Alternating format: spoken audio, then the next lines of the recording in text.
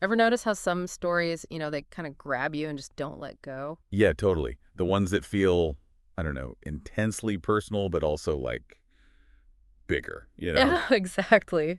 Like that story out of Lake Station, Indiana, back on February 21st. A welfare check seems routine, right? Uh-huh. But then, bam, it turns into something truly tragic. And I'm sure a lot of you saw those initial headlines flashing across your screens. But really, how much did they tell you?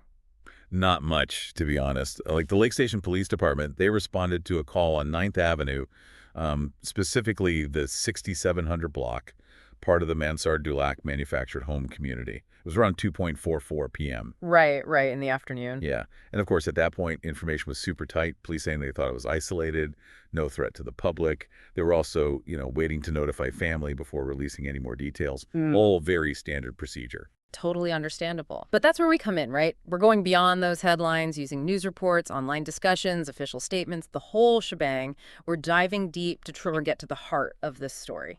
And it's important, as we go through this, that we acknowledge things could change, more information comes out, our understanding shifts. But for now, based on what we have, we can start to piece together what happened. All right, so let's rewind back to that Friday afternoon. Welfare check requested, police arrive, and then they need a search warrant to get into the home. What's that about? Why the extra step? Well, it suggests things weren't straightforward. Right. Maybe no one's answering, no clear signs of distress from the outside, no immediate voluntary cooperation. So officers need legal authorization to enter. And once they do, the scene is, well, devastating. 5 people found deceased inside the home. 5. And we now know their names thanks to the Lake County Coroner's Office. This is where it really hits home, the human cost. 27-year-old Brianna Payne and her 3 daughters, Elena, 4 years old, Ava, 6, and Aurora, 7. And also 31-year-old Robert Payne. All 5, victims of gunshot wounds.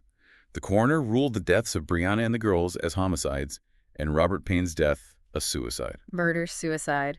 2 words, so heavy, and they just raise so many questions. What could lead someone to such an extreme act? Did anyone see this coming? What about the neighbors, people who knew this family? Well, one neighbor, Sandy Goodman, she lived next door for 5 years, and looking back, her observations are chilling. Arguments coming from the house in the days leading up to that Friday, and she said the family's cars, usually used daily, had moved. Like everything just stopped. And that silence, it was enough to worry someone to make that call for a welfare check. And Goodman's reaction, the shock, the sadness, especially for those kids, really shows you the ripple effect of this tragedy. It does. And of course, the impact on the family is immeasurable. Yeah. Brianna's mother, Lily Owens, she spoke about her daughter and granddaughters, and her words, they really paint a picture. She called them the light, the biggest sunshine, and her granddaughters. Little tornadoes full of joy, so full of life. Little tornadoes, I can almost see them, hear them, so full of energy. Right. And Brianna, she was involved in the school PTO, always ready to lend a hand, clearly a beloved member of the community. And then there's this detail from Lily Owens that starts to shed light on what might have been happening within the family. She shared that just days before the tragedy, Brianna had told her husband, Robert, that she was planning to file for divorce. A significant piece of the puzzle for sure. It starts to point towards this sadly all too familiar narrative. Yeah. A relationship ending and then the unthinkable. We also heard from Catherine Presley. She was Brianna's former supervisor at a child care facility. And she also noticed some troubling things. She said Robert Payne was very controlling, tried to isolate Brianna and the girls. Presley specifically used the term red flags, like alarm bells. An isolation thing, it comes up again and again in these kinds of cases. It's almost like a tactic. Cut someone off from support, erode their sense of self. It's insidious. Right. But amidst all this darkness, the community has come together, right? They have. There was a Yeah. candlelight vigil for Brianna and her daughters, a beautiful way to remember them. So many people attended. It really shows how deeply this family touched the community and the school. They provided grief counselors, recognizing how deeply affected the children, Aurora and Ava's classmates, must be. Imagine trying to explain this to a child. It's just heartbreaking. But there's also been practical support, right? Definitely. Brianna's employer started a GoFundMe to help with funeral expenses, and the response was amazing. So many people donating, wanting to offer tangible help during this impossible time. It's heartening to see. It is. Now, tragedies like this, they often spark bigger conversations, people searching for understanding.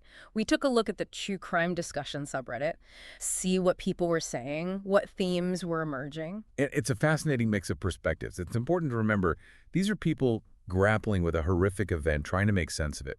One thing that stood out was this feeling that these family annihilation cases, they're becoming more common. Yeah, you see that a lot in true crime communities, this sense of like, is this happening more or are we just more aware? It's a tough question. What else were people discussing? A lot of concern about societal factors.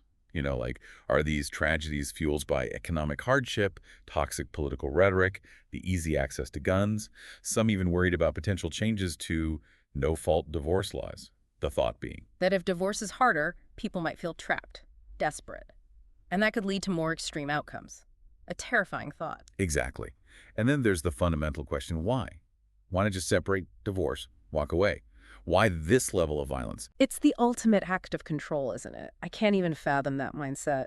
And a lot of people in the subreddit were talking about the dangers women face when leaving abusive relationships.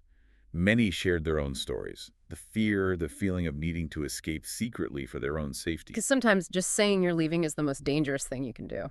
Absolutely. And those red flags, the controlling behavior, the isolation Presley talked about, those were mentioned a lot. Like, these aren't just quirks, they can be serious warning signs. It makes you think, right, about your own relationships, those around you. Are there things you're overlooking? It's a chilling thought, but an important one. There was also a discussion about the language we use in these cases. The term murder-suicide, some argued it minimizes the homicides, shifts the focus away from the perpetrator's responsibility. Right. It's not just a suicide, it's multiple murders first.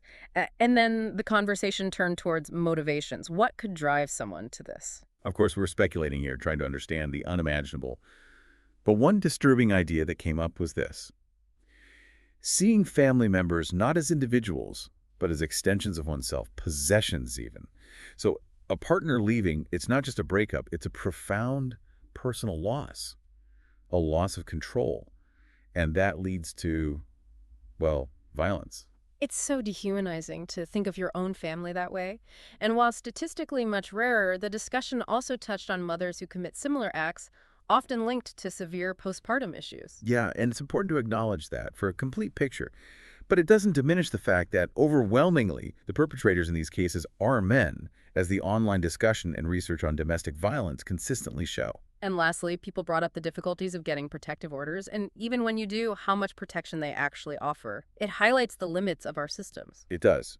Protective orders are a tool, but they can't physically stop someone determined to do harm. So the question becomes, how do we better protect those at risk? It's a question we need to keep asking. This deep dive into the Lake Station tragedy and the conversations it sparked, it's really been about so much more than just one event. It's about the insidiousness of domestic violence, the warning signs, the systemic failures. And if anything we've talked about today has hit home for you, or if you're worried about someone you know, please remember, help is available. Absolutely. There's the National Domestic Violence Hotline, 1-800-799-7233. Their website is thehotline.org. They're there 24/7 in over 170 languages. And if you're struggling with thoughts of suicide or a mental health crisis, there's the 988 Suicide and Crisis Lifeline. Call or text 988 or visit 988lifeline.org. Free, confidential, always there for you. The events in Lake Station, they were a terrible loss for the community and a reminder of the hidden struggles happening all around us. But from these discussions, from the shared experiences and concerns, maybe we can learn something. We talked about isolation, about those red flags. When do you step in? When do you speak up? How do we prioritize someone's safety? These are tough questions, but ones we need to keep asking. Thanks for joining us for this deep dive. We encourage you to explore those resources, learn more, and reach out for help if you need it. Please do. You're not alone.